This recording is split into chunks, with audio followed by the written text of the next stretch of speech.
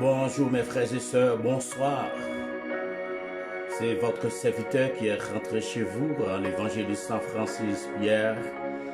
Aujourd'hui, je vais vous présenter la troisième partie de notre leçon, de notre étude que nous sommes en train de faire avec vous sur la 70e semaine de Daniel. Vous savez, depuis bien des temps, nous sommes en train d'étudier ensemble la 70e semaine de Daniel. Et cette série d'études fait partie de l'eschatologie, qui est les choses qui concernent les choses à venir. Qu'est-ce qui va se passer dans la suite des temps? Et vous savez que la prophétie de Daniel, c'est une prophétie qui a été présentée sur des périodes de 70 semaines, dont 69 semaines se sont déjà écoulées, mais il reste une dernière semaine qui n'est pas encore entrée en vigueur. C'est la 70e semaine de Daniel qui va débuter avec l'enlèvement de l'Église. Ce matin, je vais vous présenter la troisième partie de cette étude, la 70e semaine de Daniel. Nous avons déjà présenté les deux premières parties. La première partie concerne les plans de Satan pour la 70e semaine de Daniel. Et la deuxième partie concerne les plans de Dieu pour la 70e semaine de Daniel. Dans la dernière leçon, je vous ai présenté la seconde venue de Jésus-Christ, qui fait partie de la troisième partie de cette étude, que vous pouvez visionner sur la page du ministère de la Croix ou sur la page du groupe Veux-tu veiller et prier 1 heure avec ministère de la Croix. Ce matin, je vais vous présenter la nature du royaume théocratique. C'est très important, cette partie de l'étude sur la 70e semaine de Daniel. La nature du royaume théocratique. C'est ce que je vais étudier avec vous ce matin. Je vous demande de prendre place et je vous demande aussi de partager avec d'autres cette étude que je suis en train de vous présenter. Je salue les membres du ministère, tous les membres du ministère de la Croix et tous les membres du groupe Veux-tu veiller prier 1 heure avec ministère de la Croix. Je salue tous les chrétiens à travers le monde et je salue tout le peuple de Dieu. Je salue tous les serviteurs de Dieu qui s'adonnent pour la cause de l'évangile. Et sans plus tarder, je vais rentrer avec vous dans cette série d'études sur la 70e semaine de Daniel. En particulier, ce matin, je vais vous parler de la nature du royaume théocratique. La première leçon dans la troisième partie de cette étude concerne la seconde venue de Jésus-Christ. C'est ça la première leçon. La première leçon dans cette série concerne la seconde venue de Jésus-Christ, et la deuxième leçon dans cette troisième série concerne la nature du royaume théocratique. Ce matin, je vais vous présenter la nature du régime théocratique. Ça veut dire quoi? Qu'est-ce qui va faire partie? Qu'est-ce qui va constituer ce royaume? Est-ce qu'il va y avoir un roi réel? Qu'est-ce qu'il va avoir dans ce royaume? Qu'est-ce qui font partie de ce royaume? Sans plus tarder, commençons avec notre leçon, le deuxième leçon sur la troisième partie de la 70e semaine de Daniel. Et nous commençons avec un texte de l'Apocalypse, chapitre 20, verset 4 à 6. Apocalypse, chapitre 20, verset 4 à 6. Après avoir terminé l'œuvre associée à son retour, à savoir Jésus-Christ, établira le royaume promis. Après avoir terminé l'œuvre associée à son retour, Jésus-Christ établira le royaume promis. selon Apocalypse 20, versets 4 à 6. Le monde entier sera placé sous son autorité. Le monde entier sera placé sous son autorité. Celui-ci, en tant qu'homme né d'une femme, à savoir Jésus-Christ, gouvernera le monde pour Dieu selon sa volonté divine. Et je suis en train de vous présenter la nature du royaume théocratique. Nous disions que, après avoir terminé l'œuvre associée à son retour, Jésus-Christ établira le royaume promis selon Apocalypse 20, versets 4 à 6. Le monde entier sera placé sous son autorité. Celui-ci, à savoir Jésus-Christ, en tant qu'homme né d'une femme, gouvernera le monde pour Dieu selon sa volonté divine. Selon Psaume 2, versets 7 à 8, Apocalypse 11, verset 15. Selon Psaume 2, versets 7 à 8 et Apocalypse 11, verset 15. En tant que descendant de David, je suis dans la nature du royaume théocratique. En tant que descendant de David, il régnera comme roi sous Israël. En tant que descendant de David, Jésus-Christ régnera comme roi sous Israël. C'est-à-dire, c'est pour ça qu'on parle de la nature du royaume théocratique. C'est-à-dire que Jésus-Christ est descendant de David, c'est-à-dire que Jésus-Christ va s'asseoir sous le trône de David. C'est réel, c'est palpable. Jésus-Christ va régner comme roi sur le trône de David, comme il a été promis. Selon Ésaïe 9, versets 6 et 7, selon Luc, selon Ésaïe 9, versets 6 et 7, selon Luc 1, verset 31 à 33. Comme roi des rois et seigneur des seigneurs, comme roi des rois et seigneur des seigneurs, il dirigera tous les monarques païens et leurs nations.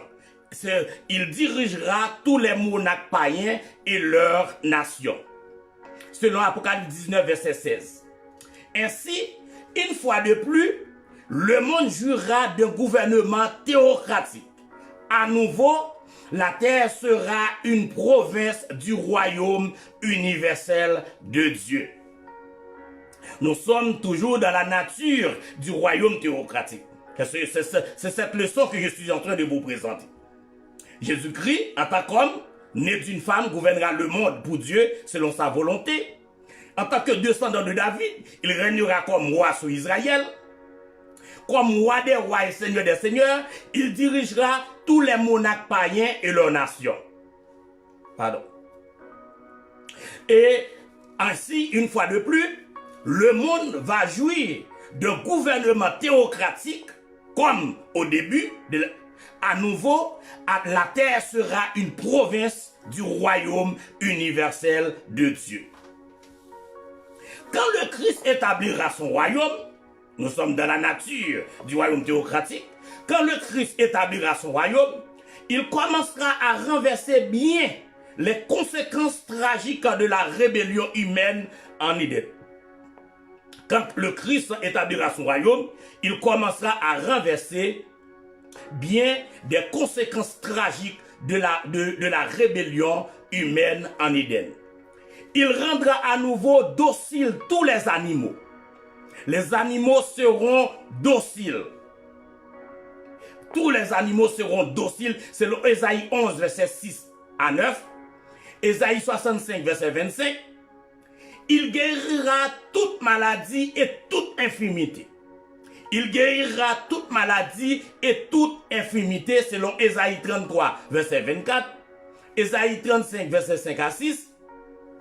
Il éliminera les catastrophes naturelles selon Ézéchiel 34, verset 25 à 29. Il augmentera d'arbres et de fruits, augmentera l'espérance de vie humaine. Il va augmenter l'espérance de vie humaine selon Ésaïe 65, verset 20 et verset 22. Il suscitera une grande abondance d'arbres et de fruits. Il suscitera une grande abondance d'arbres et de fruits selon Ésaïe 55, verset 13. Selon Ézéchiel 47, verset 12. Selon Joël 2, verset 20 et 21. de poissons, Ézéchiel 47, verset 9 et 10, il va susciter des poissons, selon Ézéchiel 47, verset 9 et 10, de céréales et de vin, selon Joël 2, verset 24, Amos 9, verset 13, il contrôlera l'environnement pour le bien de l'homme. Il contrôlera l'environnement pour le bien de l'homme. Effacera les effets de la pollution. Non seulement il va contrôler l'environnement pour le bien de l'homme, mais il va effacer aussi les effets de la pollution. Selon Ézéchiel 47, verset 1 à 12, il abolira la guerre et l'injustice. Selon Ésaïe 2, verset 2 à 4, selon Ésaïe 9, verset 6 et 7, selon Ésaïe 11, verset 2 à 5, selon Jérémie 23, verset 5, selon Zacharie 9, verset 9 et 10, selon Michée 4, verset 1 à 3. Tous ces changements constitueront ce que Jésus-Christ et Pierre appellent le renouvellement des temps de rafraîchissement et des temps de rétablissement de toutes choses. Waouh! Waouh! Tous ces changements que Jésus-Christ va opérer dans la nature constitueront ce que Jésus-Christ et Pierre appellent le renouvellement des temps de rafraîchissement et des temps de rétablissement de toutes choses, selon Matthieu 19, verset 28, selon Actes 3, verset 19 à 21.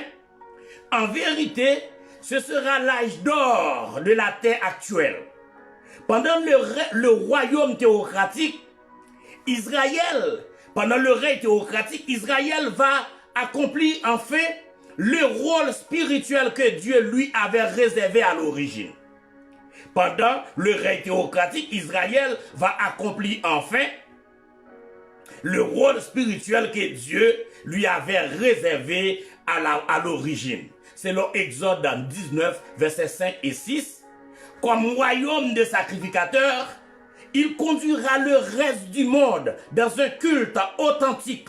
Selon Zacharie 14, versets 16 à 21, comme royaume de sacrificateurs, il conduira le reste du monde dans un culte authentique, selon Zacharie 14, versets 16 à 21. Les saints des périodes antérieures de l'histoire constitueront la population totale du royaume théocratique à son commencement. Qu'est-ce qui va composer ce royaume en termes de population? La Bible nous dit les saints des périodes antérieures de l'histoire vont constituer la population totale du royaume théocratique à son commencement. Aucune personne ayant refusé le salut, au cours de la 70e semaine n'entrera dans le royaume.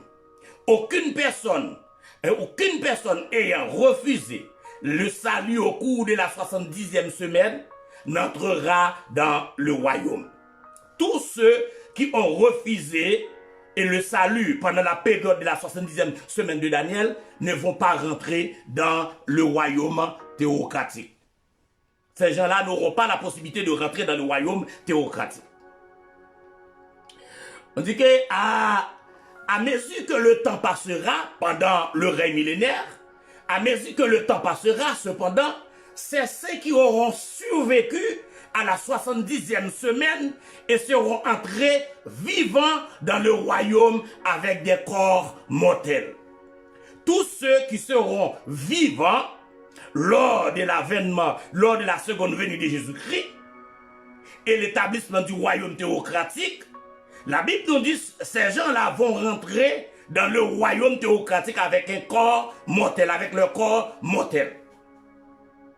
Je dis, à mesure que le temps passera, cependant, c'est ceux qui auront survécu à la 70e semaine, tous ceux qui seront survécus à la 70e semaine de Daniel,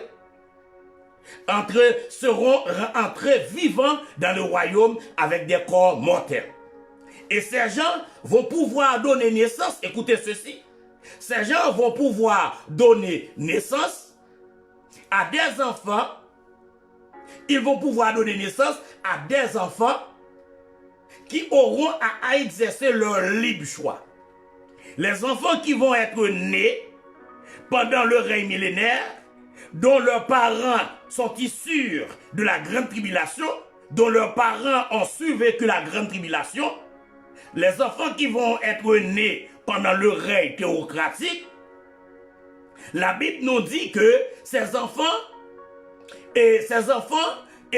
qui ont à exercer leur libre choix, ils peuvent exercer leur libre choix sans doute. Beaucoup de ces enfants accepteront le salut en grandissant. Les enfants qui vont être nés dans le règne millénaire, ils vont accepter le salut en grandissant, certains d'entre eux, et seront régénérés spirituellement dans leur âme, mais d'autres rejetteront Christ au cours de leur vie. Pendant le règne millénaire, ceux qui ont survécu, qui sont survécus, vont rentrer dans le règne millénaire avec des corps mortels, mais ces gens-là vont donner naissance à des enfants qui auront leur choix à faire, leur libre choix à faire. Mais en grandissant, certains de ces enfants vont accepter le salut et d'autres vont refuser le salut pendant le règne théocratique, pendant le règne millénaire. Waouh! Alors, sous ta bonne question, pour t'a dit, pendant la grande tribulation et que la seconde venue de Jésus-Christ a eu lieu, et Jésus-Christ lui retournait, lui vient d'établir le royaume théocratique là. La Bible dit qu'un grand nombre de survivants, moun qui ont survécu pendant la grande tribulation, qui pas à mourir, ils auront la permission de rentrer dans le royaume théocratique avec leur corps mortel. Il y a entre si vous me posez une question, que vont faire les gens qui ne seront pas morts pendant la grande tribulation? Alors la réponse est que ces gens vont pouvoir rentrer dans le règne millénaire avec leur corps mortel. Ils vont pouvoir donner naissance à des enfants. Et les enfants de ces gens auront leur libre choix. Certains vont accepter le salut en grandissant et d'autres vont rejeter le salut pendant le règne millénaire. Je réponds à cette question. Alors, nous poursuivons. Ce rejet se fera malgré la présence glorieuse de Christ. Alors, malgré la présence glorieuse de Christ, ce rejet va se faire. Il dit les conditions quasi parfaites du monde et l'absence totale de l'influence satanique.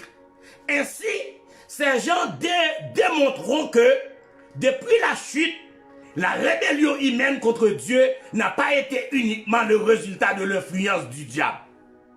Le fait que les gens ont des possibilités pour rebeller dans le royaume pendant le règne millénaire, pendant le royaume théocratique, ils ont fait nous connaître que, alors que la rébellion humaine contre Dieu n'a pas été uniquement le résultat de l'influence du diable. Ce n'est pas le diable qui te poussé l'homme à la rébellion pendant toute leur vie. Écoutez ceci. On dit au contraire, elle a été le résultat de la nature pécheresse de l'homme. Pourquoi ces gens-là auront la possibilité de rejeter le salut pendant le règne millénaire, de rébeller pendant le règne millénaire?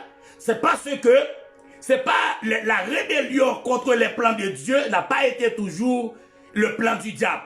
Mais c'était c'était un résultat de la nature pécheresse de l'homme.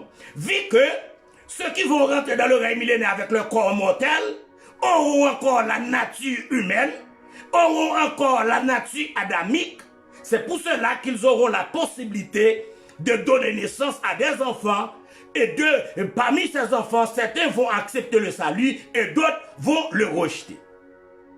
Alors, c'est ça, c'est sous ta grande question concernant la nature du royaume théocratique. C'est l'une des plus grandes questions de la nature du règne théocratique, du royaume, de la nature du royaume. C'est que, est-ce que si il y a des gens qui vivent pendant la période de tribulation, qui ne pas mourir pendant la période de tribulation, est-ce qu'il y a entré dans le royaume théocratique là, ou bien est-ce que l'Éternel a tué? Non, l'Éternel pas tué les gens qui vivent, qui survécu pendant la période de tribulation. Il pas tué. Les gens ont des possibilités d'entrer dans le règne millénaire avec leur corps mortel. Mais il y a des possibilités pour donner naissance moun sa yo. Et leurs enfants ont une possibilité pour faire choix, un libre choix. Soit accepter le salut ou bien rejeter le salut.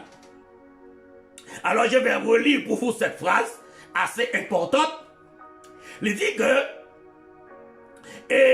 la rébellion humaine contre Dieu n'a pas été uniquement le résultat de l'influence du diable, des mauvaises conditions de vie dans le monde ou de l'invisibilité de Dieu.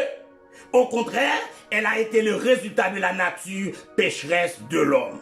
C'est à cause de leur nature, c'est à cause de la nature de ces gens-là qu'ils vont pouvoir, alléluia, rébeller pendant le règne millénaire. À cause de leur nature pécheresse, ces gens-là n'ont pas été régénérés, ces gens-là n'ont pas été transformés. Alors, je réponds à cette question. Nous poursuivons. Ces incroyants vont se heurter à la loi de Christ imposée au monde. Cependant, ces incroyants vont se heurter à la loi de Christ imposée au monde. Ils seront irrités par la justice absolue et la droiture inflexible qui imposera sans relâche dans le monde entier. C'est ça qui va irriter ces gens-là qui sont rentrés avec leur corps mortel dans le royaume théocratique. Qu'est-ce qui va leur irriter? Ils seront irrités par la justice absolue et la droiture inflexible qu'il imposera, qu'il imposera sans relâche dans le monde entier. Ésaïe 11, verset 3 à 5, Ésaïe 9, verset 7.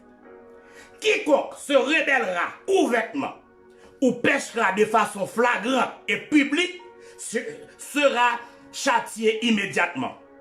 Dans le règne millénaire, quiconque se rebellera ouvertement ou péchera de façon flagrante et publique sera châtié immédiatement.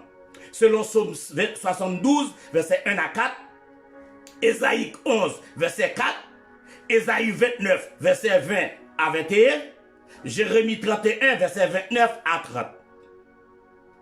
Plutôt que de subir la honte ou la mort, beaucoup cacheront leur rébellion à l'intérieur d'eux-mêmes. Mais ces gens, ils ont tellement peur de subir la honte ou la mort pendant le règne théocratique, ils vont cacher secrètement leur rébellion. Ils vont cacher secrètement leur rébellion à l'intérieur d'eux-mêmes. Ils n'ont pas extériorisé la rébellion. Ils n'ont pas fait le paraître, mais ils ont caché, mais c'est des gens qui ont contre Christ. Et ça, les hypocrites là. Nous avons pas un comportement d'hypocrite à l'intérieur du royaume. Ils n'ont pas rébellé parce qu'il y a peur la honte, il y a peur et le châtiment qui peut le réserver à monde qui péchait pendant le règne millénaire là. Il dit que ils espéreront secrètement le renversement du règne de Christ. Écoutez bien, ces gens vont espérer secrètement le renversement du règne de Christ. Le royaume théocratique durera 1000 ans. Le royaume théocratique durera 1000 ans sous cette terre, selon Apocalypse 19, verset 4 à 6. Pour cette raison, de nombreux théologiens bibliques l'ont appelé le royaume millénaire ou le millénium. Comment on appelle le royaume théocratique? On appelle le royaume théocratique le royaume millénaire ou le millénium. Alors, mes chers amis dans le Seigneur, je viens de vous présenter ce matin la nature du royaume théocratique. Je vous ai dit que Jésus-Christ, il pourra régner sous le trône David là, textuellement, c'est réel, Jésus-Christ pourra régner sous le trône David. C'est ça qu'il va faire. Et il y a pile de bagages qui pourra le transformer pendant le règne millénaire, Jésus-Christ pourra le transformer le monde là. Les catastrophes naturelles vont cesser, les animaux vont vivre ensemble, les arbres vont pousser d'une autre façon, la pollution, Jésus-Christ va mettre fin à tout bagage ça yo. Et nous prenons que nous te disons que et il y a un groupe de monde qui a des possibilités pour rentrer dans le royaume théocratique avec leur corps mortel. Et nous avons des possibilités pour enfanter pendant le royaume théocratique là. Et les enfants de ces gens vont pouvoir faire leur choix librement. Soit ils acceptent le salut ou ils rejettent le salut pendant le règne millénaire. Mais il y a un groupe qui a accepté le salut, il y a un groupe qui a rejeté le salut.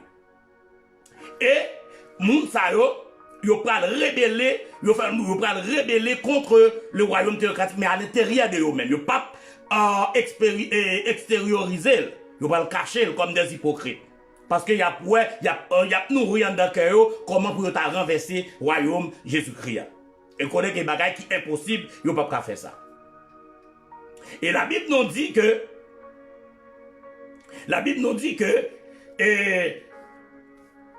les saints des périodes, la Bible nous dit que pour finir, à la fin, le royaume théocratique a duré 1000 ans sous cette terre, selon l'Apocalypse 19, verset 4 à 6. Et certains théologiens l'appellent le royaume millénaire ou le millénium. C'est ça, le royaume théocratique. Ce matin, mes bien-aimés, je viens de vous présenter la nature du royaume théocratique. J'espère que cette leçon va vous aider à comprendre certaines choses dans l'eschatologie selon la prophétie de Daniel sur la 70e semaine de Daniel. Je crois que cette partie est un peu difficile. Je vous promets dans une prochaine étude, je vais faire une petite révision et la prochaine leçon va être une révision sur la nature du régime théocratique pour vous expliquer certains points difficiles à travers cette étude. Je vais vous laisser sur ce point. Je vous demande de partager avec d'autres amis. Regardez les textes que nous avons présentés concernant cette étude. Que le Seigneur vous bénisse, que le Seigneur soit avec vous et que le Seigneur vous aide à comprendre sa parole. C'était votre serviteur, l'évangéliste Francis Pierre. Allez en paix, que Dieu vous bénisse.